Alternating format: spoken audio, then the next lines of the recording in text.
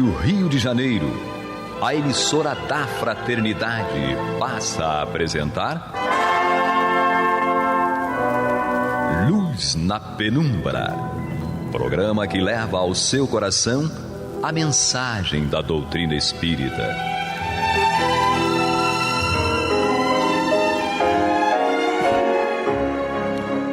E com vocês, André Afonso Monteiro, para o estudo do livro A Gênese, da obra codificada por Allan Kardec. Alô, amigos ouvintes da Rádio Rio de Janeiro, amigos internautas, estamos aqui no programa Luz na Penumbra, estudando o livro A Gênese. Hoje, dia 16 de fevereiro de 2023, eu sou o Carlos Alberto Ferreira, estou aqui também com o nosso querido amigo José César, isso aí, nome bonito. Então, nós estamos aqui para estudarmos hoje, continuarmos nas predições do Evangelho, no item 51, que faz a referência do subtítulo Sinais Precursores. Vamos dar continuidade no item 51, que eu vou agora ler para que a gente possa, aos poucos, nós comentarmos. Vou ler o 51 e vou fazer uma continuação no 52. Então, que vai dizer assim: quanto a esse dia e a essa hora, ninguém o sabe, nem os anjos que estão nos céus, nem o Filho, mas somente o Pai. Uma passagem em Marcos, capítulo 13, versículo 32. No item 52, continua: em verdade vos digo, vós chorareis e gemereis, e o mundo se rejubilará. Estarei tristes, mas a vossa tristeza se converterá em alegria. Uma mulher, quando dá à luz, está com dor, porque é chegada a sua hora. Mas depois que deu à luz um filho, não se lembra mais de todos os seus males, pela alegria de haver colocado um homem no mundo. É assim que estáis agora, na tristeza, mas eu vos verei de novo, e o vosso coração se rejubilará, e ninguém arrebatará a vossa alegria.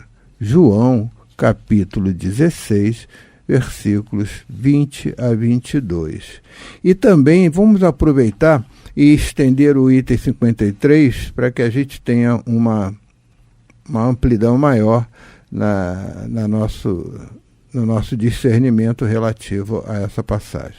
No 53 ele vai continuar falando: levantar-se-ão muitos falsos profetas, que seduzirão muitas pessoas, e porque a iniquidade abundará, a caridade de muitos esfriará.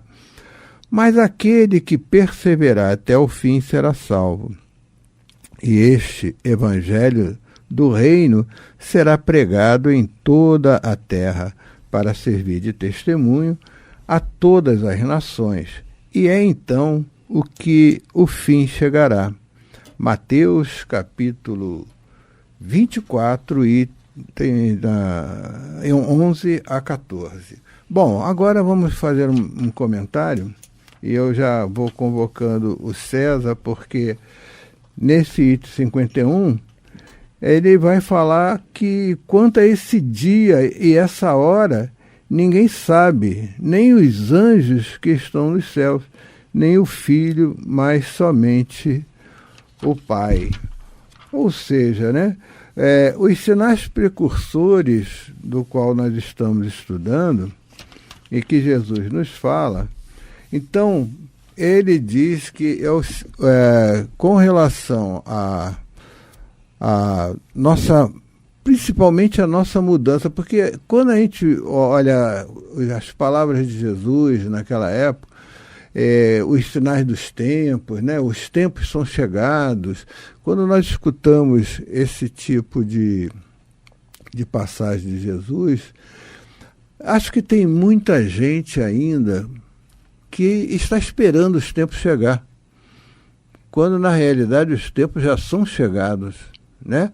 E há muitos sinais de que realmente nós precisamos agora, como espíritos, né, empreender uma mudança em nosso progresso espiritual, para que a gente possa, quando chegar realmente o tempo, que assim só o Pai sabe, nós estivermos já todos nós preparados para essa grande mudança.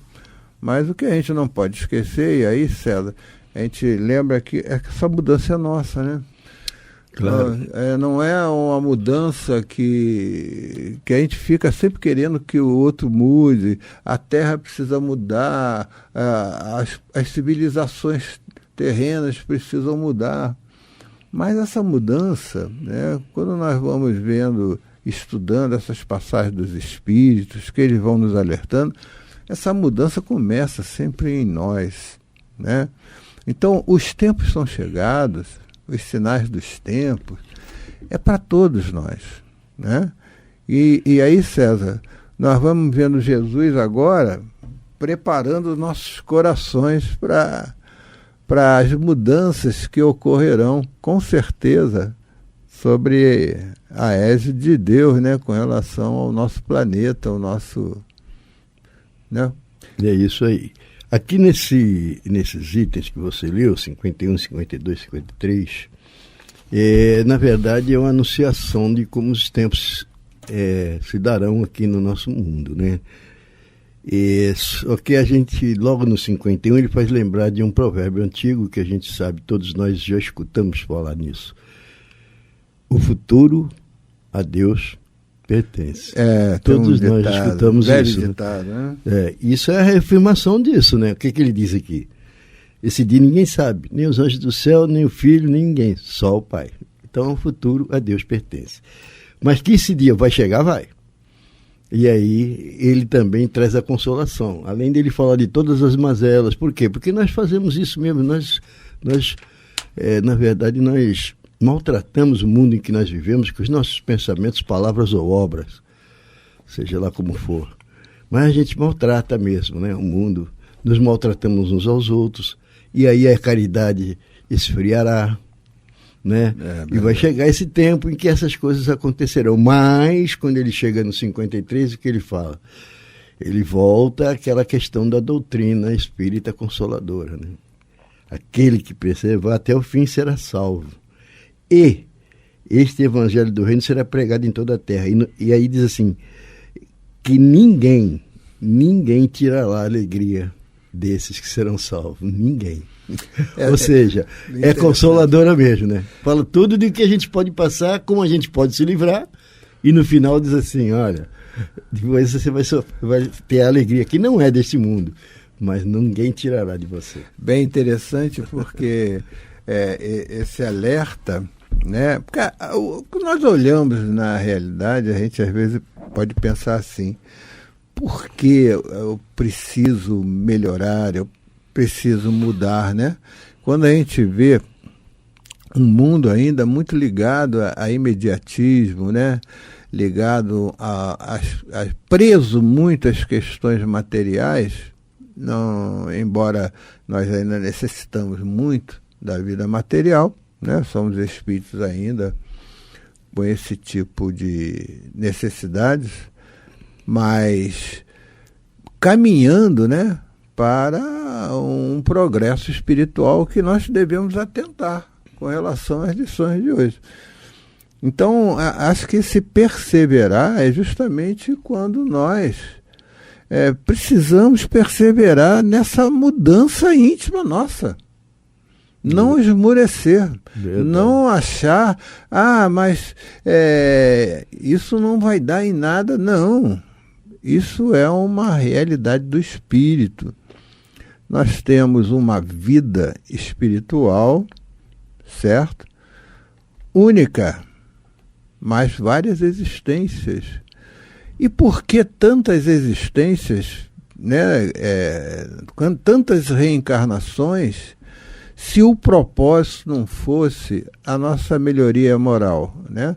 A melhoria do espírito, né? Qual seria o propósito, então, desse nosso ir e vir, dessa solidariedade das existências? Eu estou numa existência agora que preciso, né, muitas vezes, pela solidariedade da anterior, muitas vezes, consertar alguns deslizes, alguns equívocos que eu cometi na vida anterior. Por que essa solidariedade entre as existências, se não fosse dar em nada, se não houvesse necessidade de nada, se não fosse preciso, né? Então, eu acho que a mudança do mundo, César, nós precisaremos, antes de qualquer coisa, mudar o espírito, porque o que mudará o mundo é a vibração dos espíritos que habitam esse mundo. A grande mudança físico-intelecta implica na mudança espiritual, né? Então, se não fosse pelas interligações das nossas existências anteriores, nós seríamos ainda homens da caverna. Não teríamos saído dali, não evoluímos e nem nada. Então, hoje nós não somos mais isso. Então, se essas intercorrências, essas interferências de uma na outra é que fazem com que a gente evolua. Evidentemente, também chama a nossa atenção para a questão moral. Não é só aí que eu tenho que evoluir, porque eu, enquanto espécie, preciso ser mais bonito, mais belo, mais forte para ter uma prole melhor e tudo mais. Não é só a questão animal, mas também a questão espiritual, que às vezes a gente esquece, né? Correto. Bem, amigos ouvintes, nós estamos aqui no programa Luz na Penumbra, estudando o livro A Gênese, de Allan Kardec. Eu, Carlos Alberto Ferreira, com o nosso irmão hoje, o nosso querido convidado, amigo, José César, né? Estamos aqui estudando, né? Vamos reiniciar agora com o nosso item 54 do capítulo Predições do Evangelho, né? Do capítulo 17, Predições do Evangelho, os sinais dos tempos, sinais precursores, melhor dizendo, tá? E vamos dar continuidade. E eu vou ler aqui o 54, que diz: esse quadro do final dos tempos é evidentemente alegórico, como a maioria dos que Jesus apresentava. As imagens que ele contém, pelo seu vigor, são de naturezas a impressionar as inteligências mais rudes, para tocar fortemente aquelas imaginações pouco sutis. Eram necessárias pinturas vigorosas, de cores bem fortes. Jesus se dirigia principalmente ao povo, aos homens menos esclarecidos, incapazes de compreender as abstrações metafísicas e de captar a delicadeza das formas. Para chegar aos corações era preciso falar aos olhos, com o auxílio de sinais materiais, e aos ouvidos pela força da linguagem.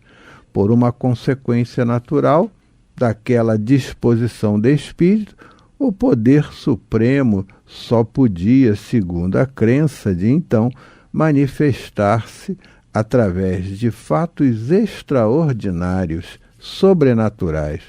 Quanto mais impossíveis os fatos, mais eles eram aceitos como prováveis.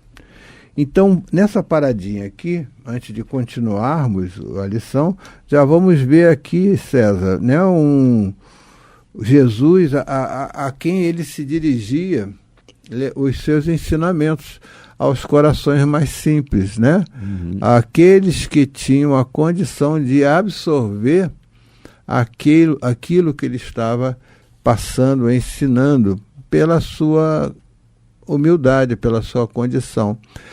Era mais difícil, né, aos corações mais orgulhosos, né? Me lembro a época de Jesus, aquela questão dos doutores da lei, né, que pelo seu orgulho, me lembro que Jesus, ele fala, isso está no Evangelho, e ele dizia ao doutor da lei que, em verdade, né, a prostituta e o publicano entrarão primeiro no reino dos céus do que eles, que eram doutores da lei, que conheciam as leis, que pregavam as leis e ensinavam as leis, né? Mas entre eles, né? Então, o povo muitas vezes desconhecia, né, os ensinamentos da lei. Então, Jesus, para aquele povo mais simples, ele passava esses ensinamentos e encontrava sempre aquela facilidade maior de absorverem os seus ensinamentos. Correto, Sérgio? Jesus nos chamou a atenção, né, Carlinhos, quando ele disse assim: muito será cobrado daqueles que muito foi dado. Então, quem tem mais condições de raciocínio, de interpretações e de trazer a claridade aos outros, que tem mais oportunidade de fazer isso, se não faz, evidentemente está caindo aí num problema. E então é oportunidade desses que têm essa condição, né? Já Jesus, como diz ele aqui, diz assim, ele tinha que atingir os corações e os ouvidos. Então o que ele fazia? Então usava as parábolas e através das alegorias, dos enfeites e e atingia a imaginação das pessoas, e aí o coração, pela palavra. Então, atingindo a imaginação, fazia a pessoa ver o que ele estava querendo dizer e atingia com as palavras o coração e fazia com que aquela pessoa se convertesse.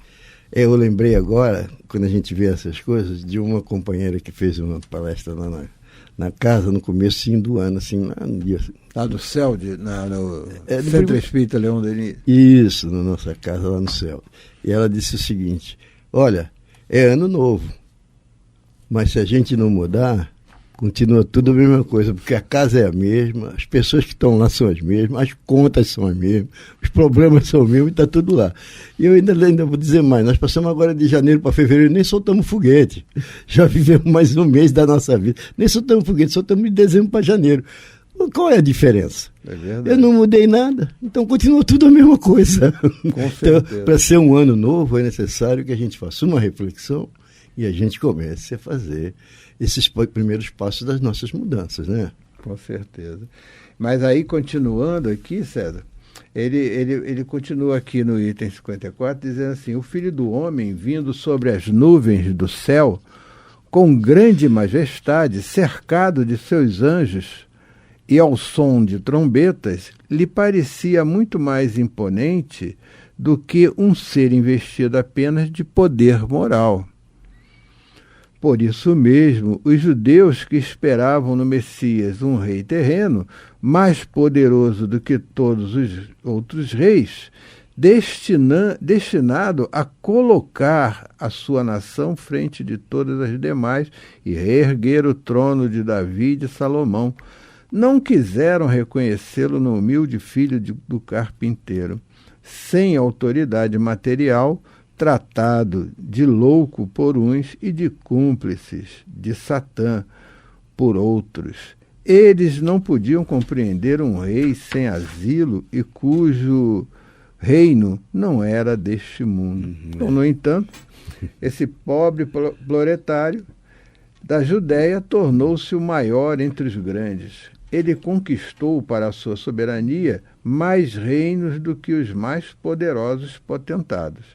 Apenas com a sua palavra e alguns miseráveis pescadores revolucionou o mundo, e é a eles que os judeus deverão a sua reabilitação. Quer dizer, os judeus esperavam, né, um Messias, né, numa condição bélica, numa condição, né, pomposa, né, de um rei, né? Nunca esperaria um humilde, né? É verdade. Mas nunca, assim, um rei moral, né? Um reinado moral, né?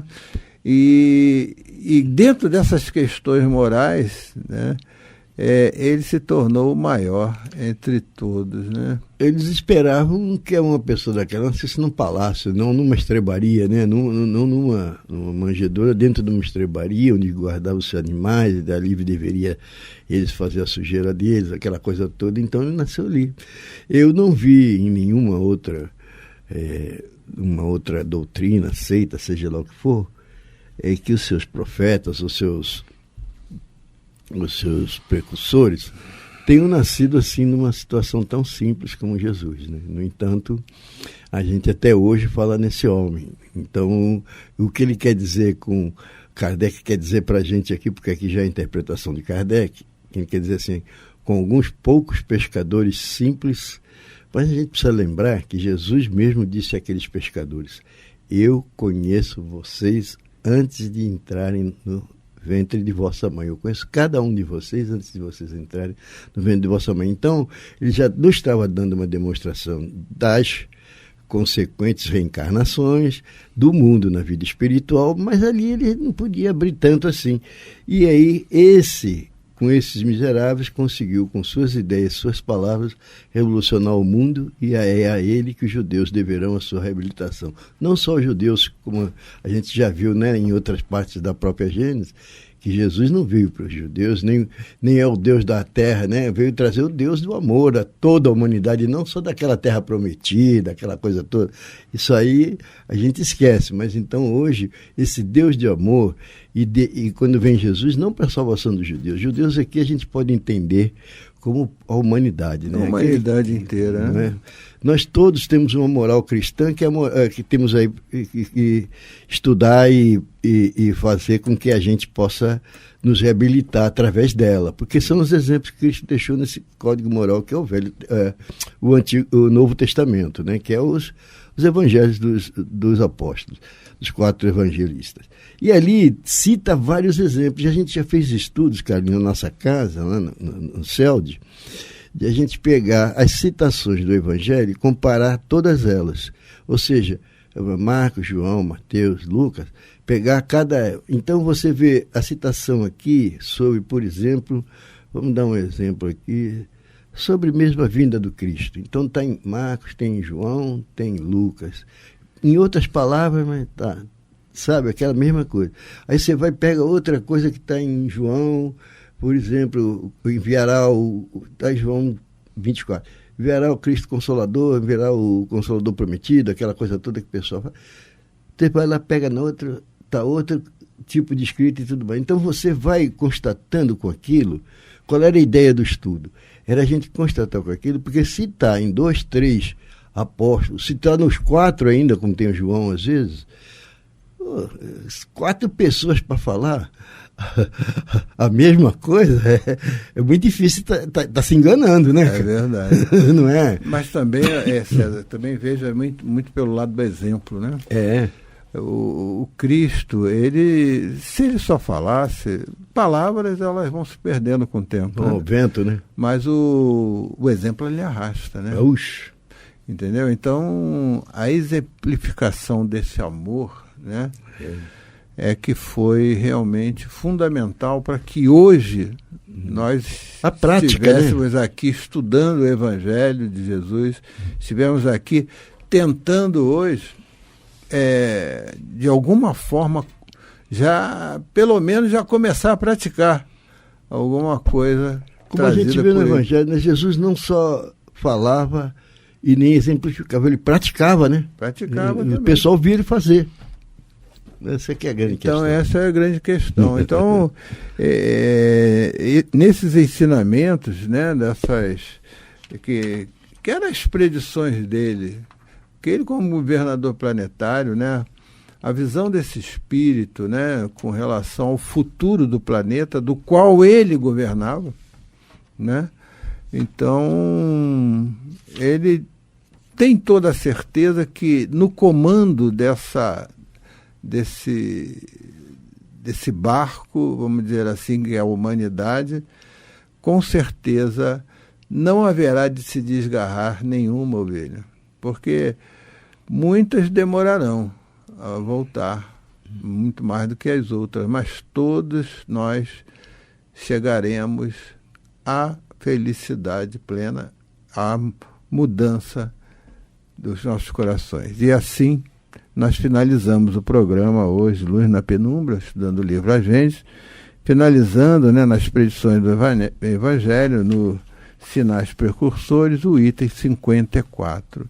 Agradecendo a audiência a todos e dando a todos um um bom dia, uma boa continuação de seu dia, para que a paz reine no coração de todos. Muito obrigado. Até logo a todos. Obrigado, César. Você está ouvindo o programa Luz na Penumbra.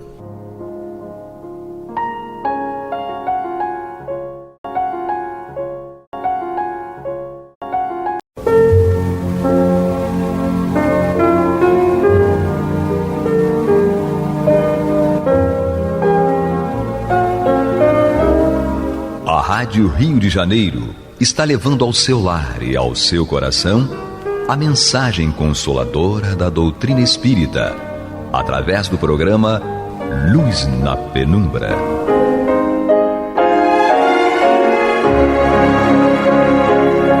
E agora com vocês, Nádia do Couto Vale, para comentar o céu e inferno ou a justiça divina segundo o Espiritismo, da obra codificada por Allan Kardec.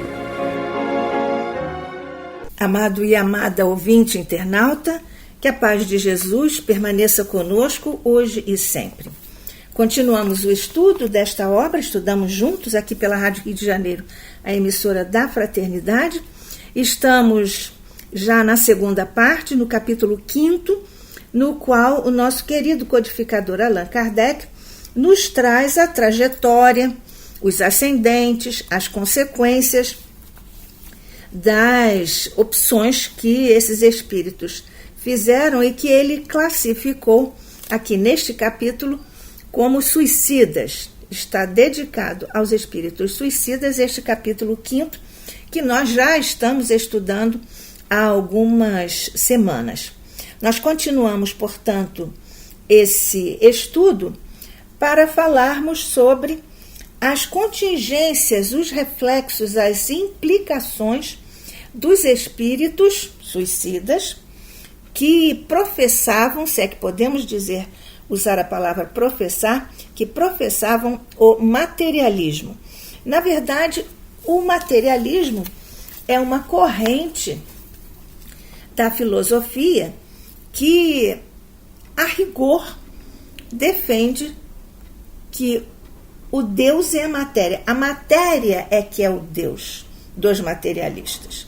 Claro que aqui estamos fazendo um jogo com a palavra Deus, com minúscula, naturalmente, porque o espiritismo e o espiritualismo têm Deus como o ser supremo, criador de todas as coisas. Para nós espíritas, ele é a razão suprema na definição de Sócrates. E então, já lá no primeiro momento do Livro dos Espíritos, quando o nosso querido codificador Allan Kardec pergunta que é Deus, e nós temos a resposta dos espíritos orientadores da humanidade, que Deus é a inteligência suprema, porque, a rigor, Deus é o criador de todos os universos, de todas as coisas e de todos os seres. Quais são, então, ainda que rapidamente, as implicações do materialismo na vida das criaturas? É uma postura, esse materialismo, essa corrente, é uma postura diante da vida e diante do sofrimento, consequentemente, porque tem implicações também nas relações do indivíduo com os demais indivíduos, com as demais criaturas. Tem também implicações com relação aos recursos do planeta, porque se tudo acaba com cada um que desencarna, não há por que nós ficarmos assim preocupados com o planeta, mas nós que somos reencarnacionistas, nós espíritas e outros companheiros de outras vertentes religiosas, também reencarnacionistas, sabemos que nós vamos voltar e, portanto, precisamos cuidar do nosso planeta. E tem também implicações na percepção da vida como um bem e como um supremo bem. Na verdade, o materialismo tem um viés, tem uma característica, tem o veso da arrogância, da presunção de que nada admite, o materialismo nada admite acima de si mesmo, acima dele materialismo e, portanto, acima dele o materialista. E o materialismo é, portanto, considerado um motivo propulsor, conducente, provocador do suicídio. Nós sabemos que o suicídio é considerado um crime perante a lei de Deus, porque se Deus outorga a vida, é claro, então, que só ele ou só a ele cabe retirá-la. Para o espiritismo, para os espiritualistas, Deus é Deus. Para o espiritismo, codificado por Allan Kardec, que ratifica, reforça o Evangelho de Jesus, Deus é Deus mesmo. Esse Criador supremo de todos os universos, de todas as coisas e de todos os seres. E quais são, então, as implicações na postura de todos nós, que somos espíritas, diante da vida? É exatamente como um supremo bem a vida para nós, que é uma outorga divina, e nós não podemos da vida dispor, porque isso é privativo de Deus. Também há implicações na nossa postura diante do sofrimento, como um elemento de nossa superação diante das agressões que nós fizemos à lei de Deus e que então nós sofremos o rebatimento daquilo que fazemos para aprendermos a estar diante das coisas com o respeito devido. E também tem implicações, o Espiritismo, na nossa relação com as demais criaturas, porque, na verdade, pela reencarnação, todos os que estão diante de nós ou junto conosco na presente encarnação, cada um pode ter sido já um grande afeto, um grande amigo de outra encarnação.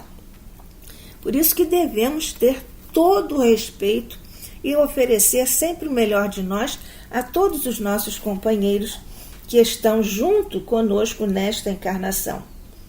Então, nós podemos estar diante dos amigos de outras épocas, de outras encarnações.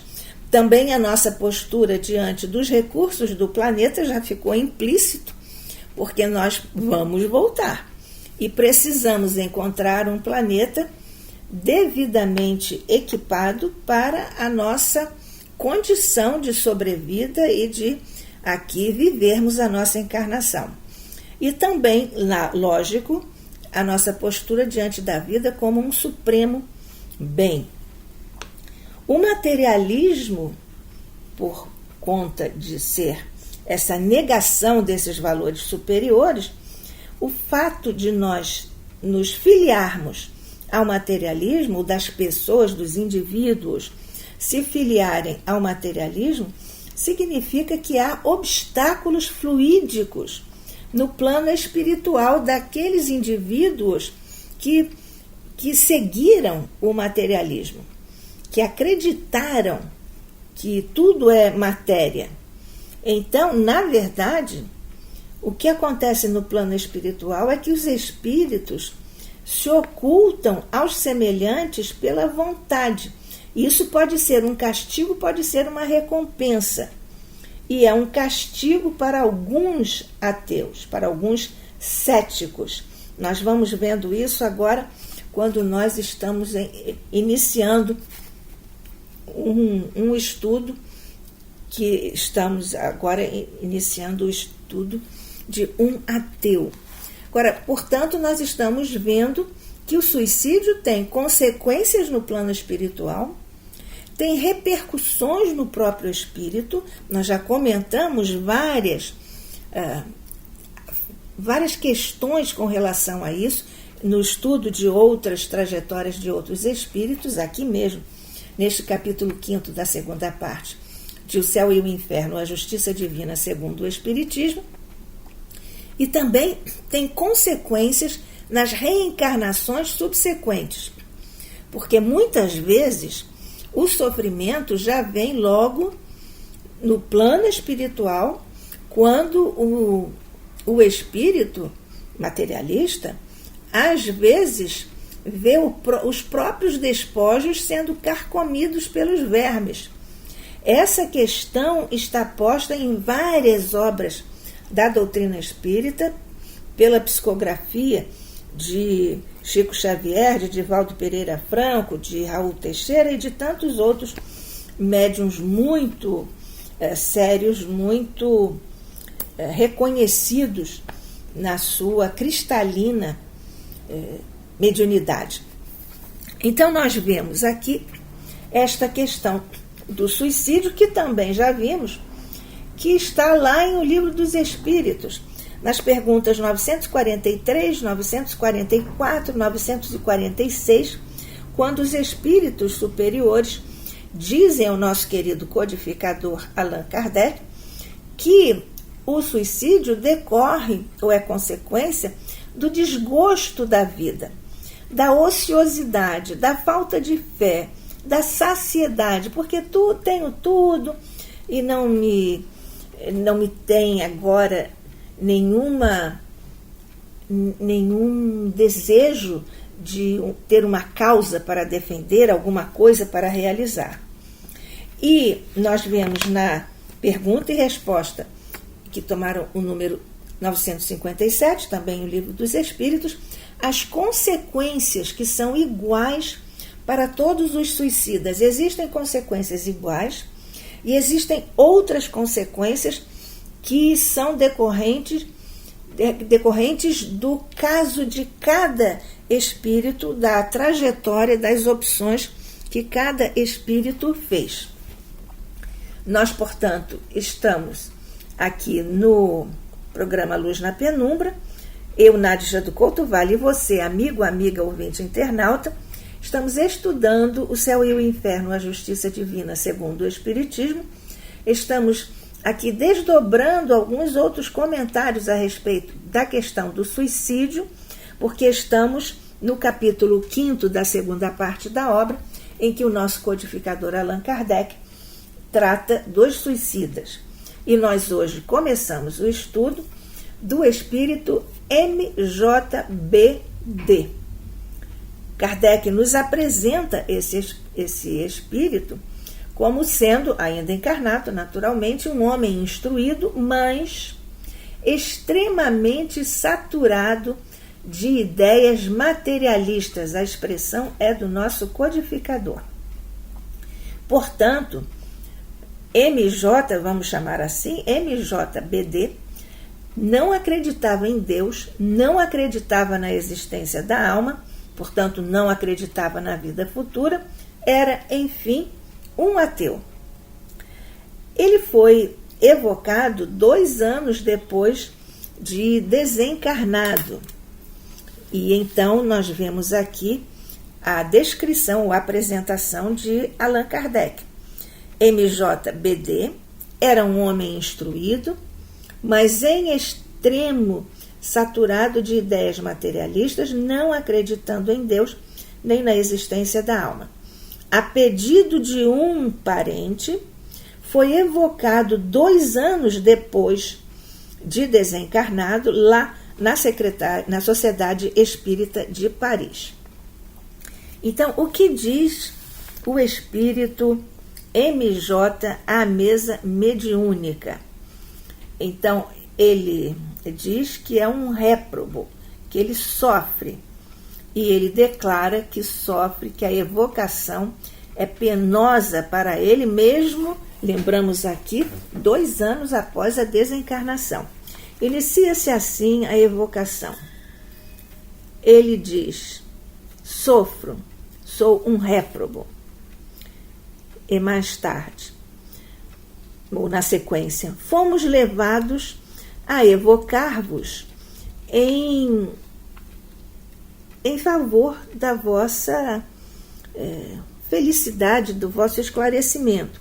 É o que diz aqui Allan Kardec. Então, ele diz: fomos levados a evocar-vos em nome de parentes que, como tais, desejam conhecer da vossa sorte. Podereis dizer-nos se esta nossa evocação vos é penosa ou agradável? E ele responde: penosa. A vossa morte foi voluntária? Sim. Aqui Kardec faz uma observação. O espírito escreve com extrema dificuldade. A letra é grossa, irregular, convulsa e quase ininteligível. Ao terminar a escrita, encoleriza-se, quebra o lápis e rasga o papel.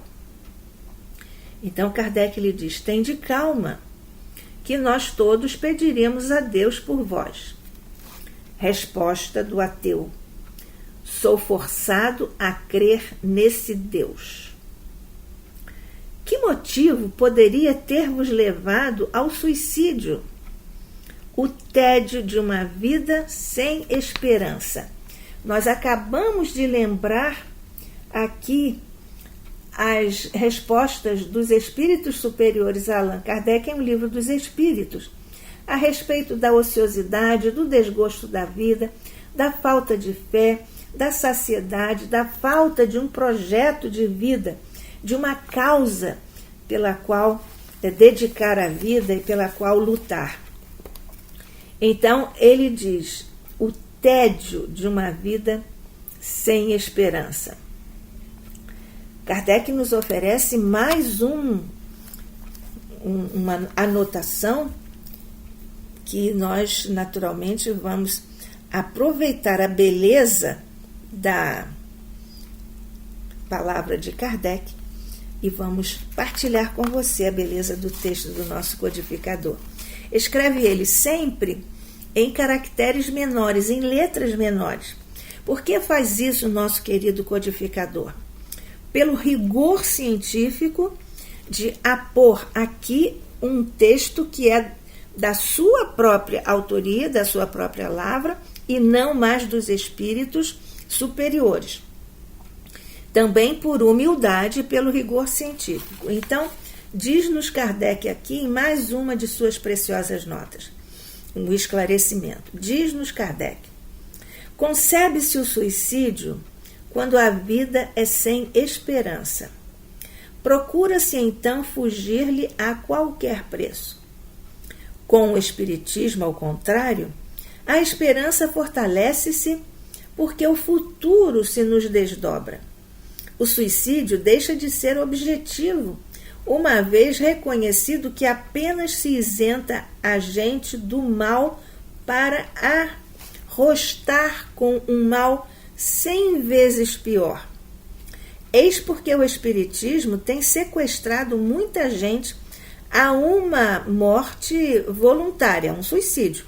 Por isso que o espiritismo tem esclarecido e, portanto, orientado as pessoas a não se suicidarem, exatamente por causa desses valores, inclusive a possibilidade do reencontro com os afetos do coração. Segue Kardec aqui nesta sua nota. Grandemente culpados são os que se esforçam por acreditar, com sofismas científicos e a pretexto de uma falsa razão, nessa ideia desesperadora, fonte de tantos crimes e males, de que tudo acaba com a vida. Esses serão responsáveis, não só pelos próprios erros, como igualmente por todos os males a que os mesmos derem causa. Isso porque, acreditando que não há mais nada depois desta vida material, as pessoas podem fazer opções, lançar-se em verdadeiras aventuras morais, afrouxar os valores morais superiores do espírito, porque depois que morrerem não vai existir mais nada. É por isso que também aqui Kardec lembra que os espíritos suicidas serão responsáveis pelos próprios erros, o que evidentemente acontece com todos nós, também pelos males a que os erros do materialista derem causa.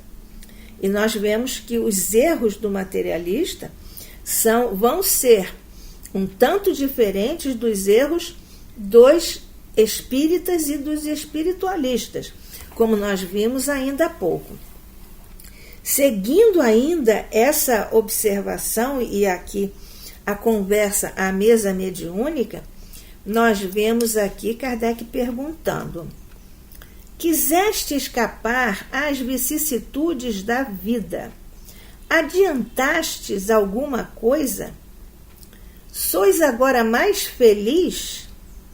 E a resposta de MJ é: porque não existe o nada? Porque ele achava que havia o nada depois da morte física, por isso se suicidou. Mas descobriu que ele continuava vivo. Por isso ele disse, então o nada não existe, que é a resposta à pergunta 958 de Kardec, aqui em O Livro dos Espíritos.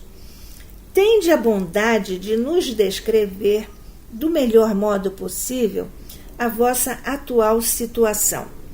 Aqui pede-se ao espírito que descreva como ele está se sentindo, quais são os valores que ele tem naquele momento, quais são os tipos de sofrimento que ele poderia estar ali vivendo naquele momento e naquela fase. É por isso que lhe é pedido descrever do melhor modo possível a atual situação em que ele estava vivendo, ou a situação de então. E ele responde: sofro pelo constrangimento em que estou de crer em tudo quanto negava. Meu espírito está como num braseiro, horrivelmente atormentado. Aqui nós vemos interessante, porque a própria palavra e a própria frase do espírito já diz da mudança da escala de valores dele. Quando ele diz meu espírito, porque antes não adiantava se ele era espírito ou não, porque tudo ia acabar mesmo.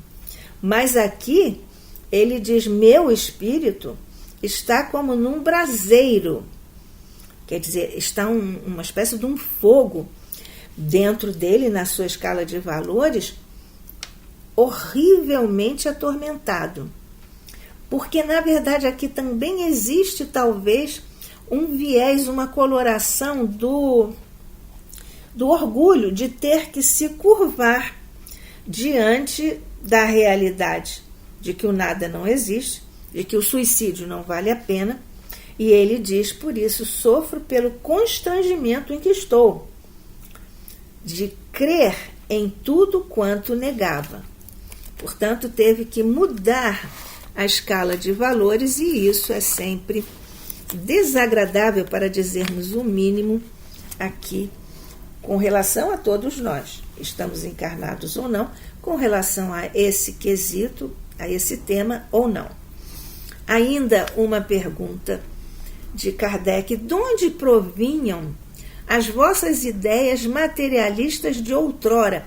Aqui Kardec já viu que ele estava acreditando em Deus, que ele se acreditava um espírito e imortal.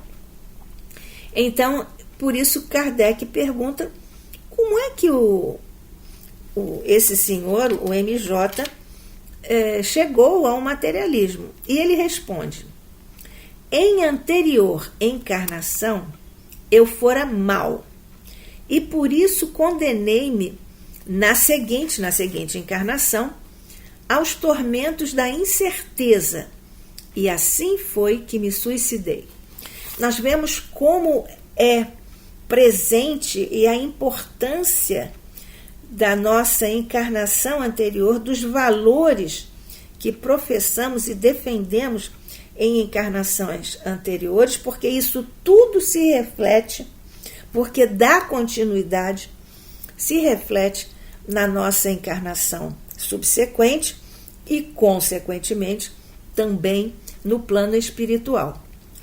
Esse constrangimento e essa descoberta, naturalmente, com quanto se representa em sofrimento, vão moldar novamente, ou vão remoldar, reformar numa nova forma de vida e de postura do espírito suicida, no caso aqui, MJ.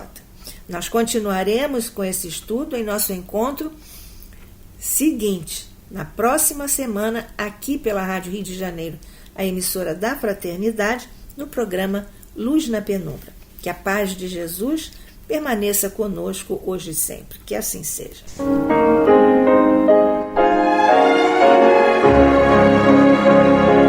E vamos ouvir agora a prece de encerramento de nosso programa, na voz de Geraldo de Aquino. Jesus, dá-nos coragem para a luta, piedade para os insultos e misericórdia para as injustiças e ingratidões. Limpa nossa alma de inveja e ambições mesquinhas, de ódio e de vingança o nosso caminho. E que dentro em pouco, ao recolher-nos de novo ao calor do nosso leito, para que o sono nos dê a paz e o esquecimento das tristezas humanas, possamos sentir, Senhor, no mais íntimo de nosso ser, a doçura indefinível do Teu amor e a grandeza incomparável da Tua divina presença. Que assim seja.